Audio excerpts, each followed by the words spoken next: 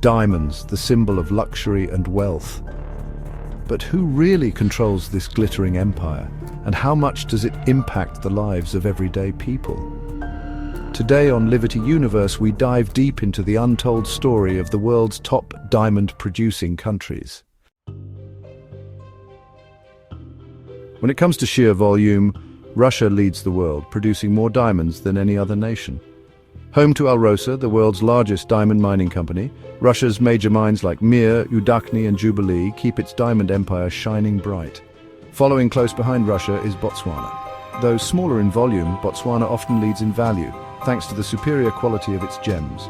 Diamonds are central to Botswana's economy, fueling a successful partnership with De Beers known as Debswana. Then we have Canada, renowned for ethical, conflict-free diamonds.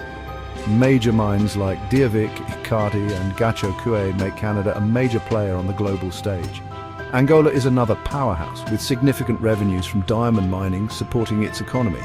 Angola is ranked the fourth largest diamond producer globally in 2023, trailing only Russia, Botswana and Canada.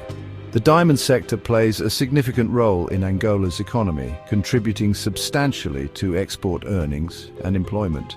The government aims to increase diamond production to 17.5 million carats by 2027 as part of its National Development Plan 2023-2027, with projections of diamond revenue rising from $1.4 billion in 2024 to $2.1 billion in 2025. The majority of Angola's diamond exports are destined for the United Arab Emirates, 72%, and Belgium, 26%.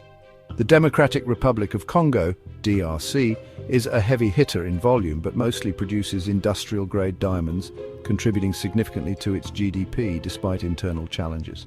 South Africa, Namibia and Zimbabwe continue to produce high-quality diamonds, while Australia and Sierra Leone maintain a historic and growing presence in the global diamond trade. As you can see from this graph, Russia and Botswana dominate, earning over $3 billion each annually from diamond production. Canada and Angola follow, each earning about $1.5 billion, while the DRC comes close with $1.2 billion. But how does diamond wealth actually benefit the people? Botswana, a model of success. Diamond profits fund free healthcare, public education and infrastructure.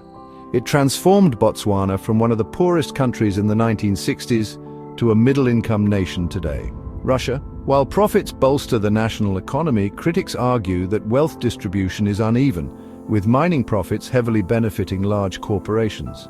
Canada. Diamond mining provides economic opportunities for indigenous communities, often funding local development and education initiatives. Angola. Some revenue supports reconstruction efforts post-Civil War, but issues of corruption remain. Production growth and economic targets. Record output. In 2024, Angola achieved a record production of approximately 12 million carats of diamonds, surpassing the 10 million carat milestone for the first time. Future goals. The government aims to increase diamond production to 17.53 million carats by 2027. With projected revenues rising from $1.4 billion in 2024 to $2.1 billion in 2025. Strategic partnerships and market realignment. Alrosa's exit. In response to international sanctions, Angola has removed Russian state-owned Alrosa from its diamond mines, including the Kotoka mine. Alrosa's 41% stake was sold to Marden International Investment, an Omani consortium, signaling a shift towards new international partnerships. DRC. Despite abundant resources, the DRC struggles with corruption and instability, preventing diamond wealth from translating into widespread public benefits. South Africa. Though diamonds contributed massively to early economic development, inequality remains a serious issue, with wealth concentrated among a small elite. Addressing historical inequities. The legacy of apartheid left the mining industry, including diamonds, concentrated in the hands of a white minority and foreign corporations. Post-1994, the government introduced the Mineral and Petroleum Resources Development Act in 2002 to redistribute mining rights and promote social and economic transformation, Black Economic Empowerment, BE.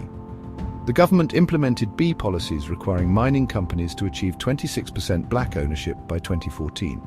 This led to significant transactions, such as Mvelafanda.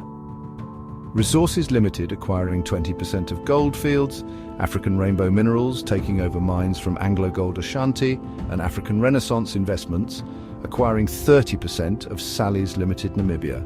Diamond revenues contribute to strong GDP growth, healthcare and education improvements. Namibia's new president, Dr. Netumbo Nandi-Ndaitwah, is implementing significant reforms in the diamond mining sector to enhance national control and economic benefits.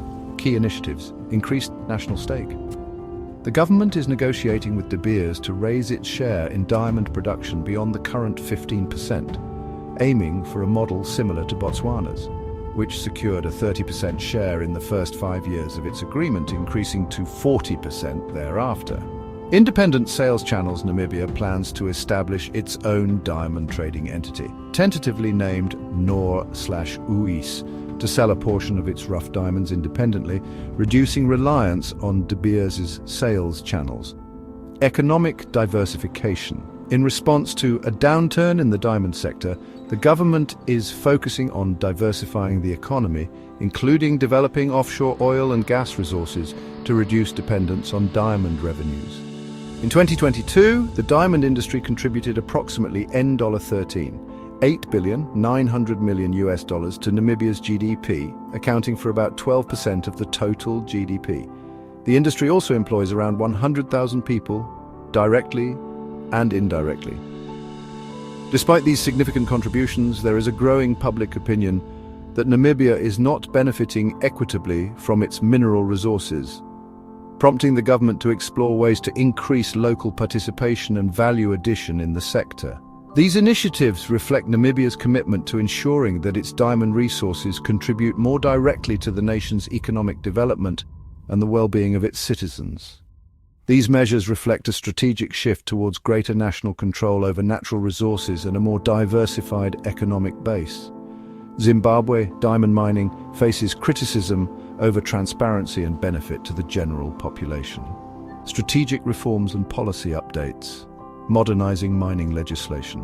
The government is working on overhauling the outdated Mines and Minerals Act to align with contemporary socio-economic conditions.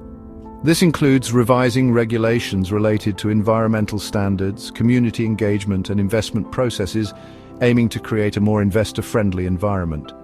Vision 2030 goals. Under its Vision 2030 initiative, Zimbabwe aims to transform into an upper-middle income country.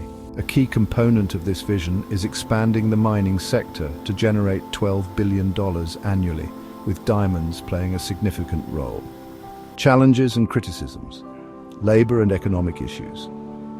The mining sector faced significant hurdles in 2024, including over 1,000 job losses and declining wages, exacerbated by currency devaluation and inflation.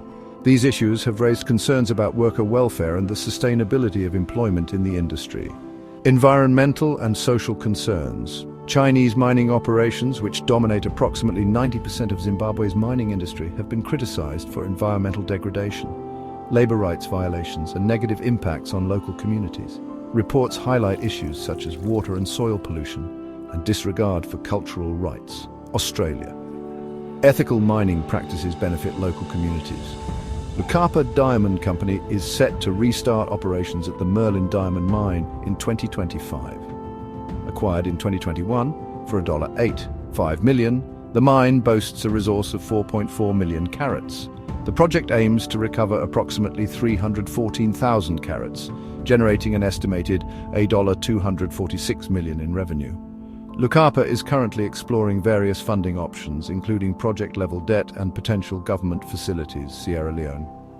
Efforts are ongoing to reform the industry and ensure diamonds benefit the broader population after years of conflict. In 2022, Sierra Leone enacted the Mines and Minerals Development Act, replacing the 2009 legislation. This new law introduces stricter regulations for exploration operations and mineral trading, aiming to modernize the sector and ensure greater public benefit. The National Minerals Agency, NMA, serves as the sector regulator, playing a central role in diamond valuation for royalties and other fiscal instruments. Additionally, the Minerals Advisory Board contributes to setting the nation's overall mineral development strategy. President Julius Maada Bio has emphasized the need to shift from merely exporting raw diamonds to embracing value-added processes like cutting, polishing, and jewelry manufacturing. This strategic shift aims to create jobs, build industrial capacity, and increase revenues. Diamonds are marketed as rare and priceless, driving high demand globally. Companies like De Beers, Alrosa, and others dominate the narrative, keeping prices high and sales strong. Global diamond sales reach over $80 billion annually. Online sales and ethical sourcing have become major trends influencing the market. From glistening mines to luxury showrooms, diamonds fuel economies, build nations, and sometimes deepen divides. The story behind every sparkling stone is complex, and it's a story we must understand. Thanks for watching. If you learned something new, smash that like button, share this video, and subscribe to Liberty Universe for more powerful stories that reveal the truth behind the wealth and power shaping our world. See you in the next video.